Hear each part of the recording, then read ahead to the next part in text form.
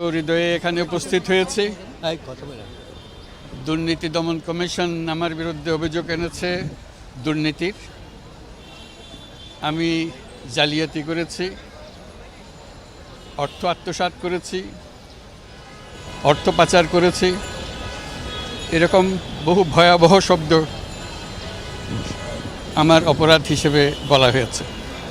বিকাশে কম খরচে ক্যাশ আউটের লিমিট বেড়ে 50,000, প্রিয় এজেন্টও 2টা।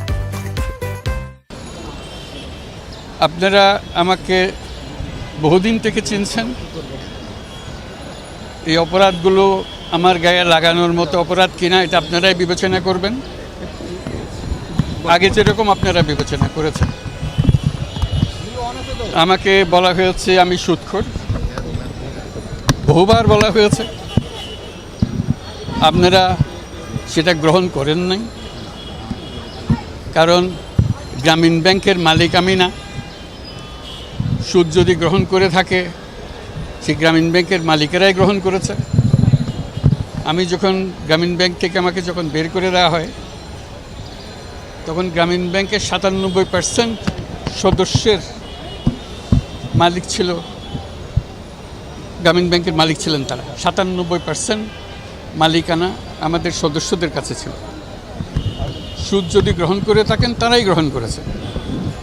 আমি একজন কর্মচারী মাত্র, সেটা আপনারা জানতেন। আমি গ্রামীণ ব্যাংকের মালিক ছিলাম না কখনো। কাজে আপনারা সেটা গ্রহণ করেন নাই। আমাকে বলা হয়েছে আমি গরিবের রক্তচোষা, সেটাও আপনারা গ্রহণ করেন নাই। রক্ত চুষতে হলে যেটা করতে হয় সেরকম কাজ আমি করি নাই, আপনারা দেখেছেন। আমি 1 কোটি গরিব মানুষকে একটা ব্যাংকের মালিক বানিয়েছি। চুষবো কোথার থেকে? তাদেরকে মালিকানা দিয়েছি, আর কেউ তো দেন এই পর্যন্ত। এটা তো সত্য ঘটনা, এখনও আছে তারা মালিক। বলা হয়েছে আমি পদ্মা সেতু বানচাল করে দিয়েছি, সরকারের টাকা, অর্থ ওয়ার্ল্ড ব্যাংকের টাকা বন্ধ করে দিয়েছি। আমাকে পদ্মা নদীতে 2বার চুবানো দরকার, বহুবার বলা হয়েছে, বড় বড় অনুষ্ঠানে বলা হয়েছে।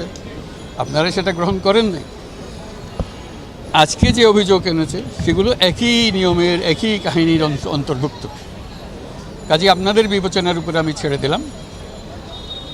আজকে যে অভিযোগ, এই জোচ্চুরি, অর্থ আত্মসাৎ, অর্থ পাচার, এগুলো সত্য কিনা নাকি এই সুদখোরের মতো কথাবার্তা, এগুলো সেটা আপনাদের বিচারের জন্য ছেড়ে দিলাম।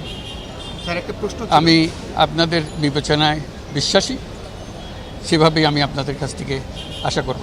স্যার, একটা প্রশ্ন ছিল যে এর আগে যে সমস্ত নোবেল জয়ীদের সাজা হয়েছে, মারিয়া রেসা বলেন ফিলিপাইনের, আলেস বলেন বেলারুশের, যে দেশগুলোতে সাজা হয়েছে সে দেশের আদালতগুলো নিয়ন্ত্রিত, ওই দেশের সরকার কর্তৃক নিয়ন্ত্রিত। তো আপনি কি স্যার মনে করেন যে এদেশের আদালতও নিয়ন্ত্রিত হয় সেরকম একটা বিচারের দিকে? এটা আমার একার বক্তব্য নেওয়ার তো দরকার নেই। দেশের মানুষের কাছে যান, তারা বলবে আদালত কি নিয়ন্ত্রিত না নিজের ইচ্ছায় চলে। সেটা দেশের মানুষের কাছে আপনি পরিষ্কার জবাব পাবেন। ধন্যবাদ।